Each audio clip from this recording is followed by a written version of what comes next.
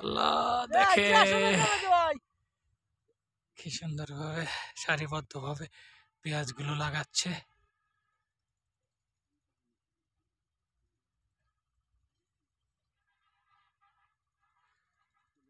তীব্র ঠান্ডার ভিতর আর কি এসে এই পেঁয়াজগুলো লাগাচ্ছে সবাই, ঘন ঘন ঠান্ডা।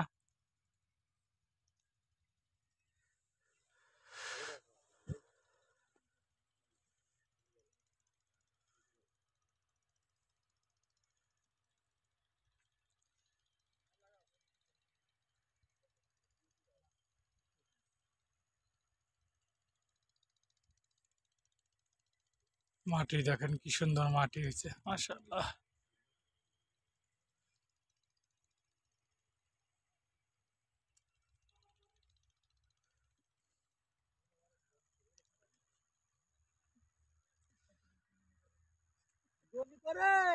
আপনি এই পাশে আসেন, এই পাশে আসেন।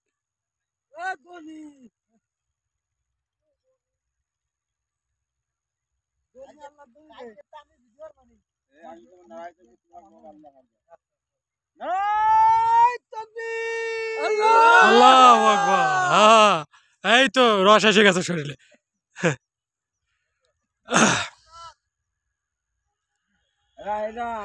আমাদের আমার কৃষক কাকার মনে খুব আনন্দ আছে, হাসি খুশি আছে। কিন্তু যে অবস্থা, যে খরচ হইতেছে পেঁয়াজি, যেভাবে কিস্তি উঠাইছেন, কি কয় লাখ টাকা উঠেছে? 1,20,000 এই পেঁয়াজ লাগানোর জন্য। যদি দাম না পান, ওই কোন জায়গা বলাবেন, পাকিস্তান না ভারত? ঢাকা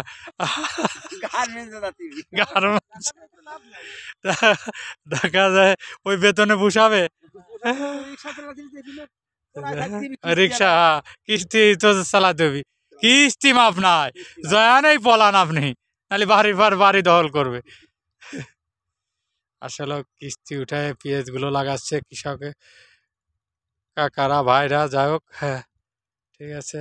আসলে পেঁয়াজের দাম একটু না বাড়াইলে, দাম যদি মনে করেন 2,000 থেকে 3,000 থাকে, তাহলে দেখা যাচ্ছে কৃষক ভাইদের মানে দেশে থাকার মতো পরিবেশ হবে। আর যদি দাম কমে যায়, ওই 1,800 হয়, তাহলে দেশ ছেড়ে পালাইতে হবে। হ্যাঁ, সবকিছু দাম বৃদ্ধি, কৃষিকাজের যে পণ্যগুলো সবই তো দাম বাড়তি, তাই না?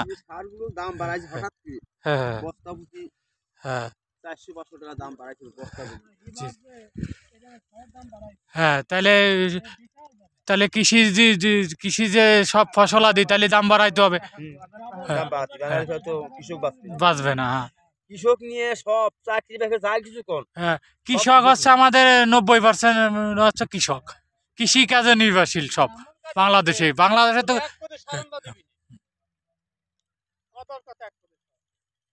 কাকা যে আপনি যা কিছু করেন, আপনি চাল কিন, চাকরি বাদ করেন, এই কৃষকের তাই খাওয়া লাগবে, কৃষকের তাই খাওয়া লাগবে। কিন্তু সারের দাম যদি না থাকে, সার ওষুধের দাম যদি সরকার কমায় দেয়, তাহলে কৃষক হ্যাঁ ভালো থাকে। জি জি, ঠিক আছে, ধন্যবাদ আপনাকে, ভালো থাকবেন। যাক, আমাদের বর্তমান যারা দায়িত্ব আছে সরকারে নিয়োজিত, অবশ্যই আমাদের কৃষক ভাইদের প্রতি একটু খেয়াল করবেন, যে আসলে সার ওষুধের দাম একটু কমায় দিলে কৃষকদের জন্য একটু ভালো হবে।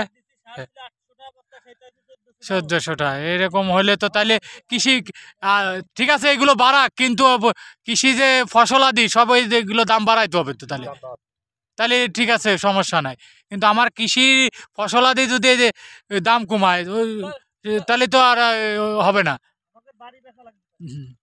ঠিক আছে, সবাই ভালো থাকবেন, আল্লাহ হাফেজ।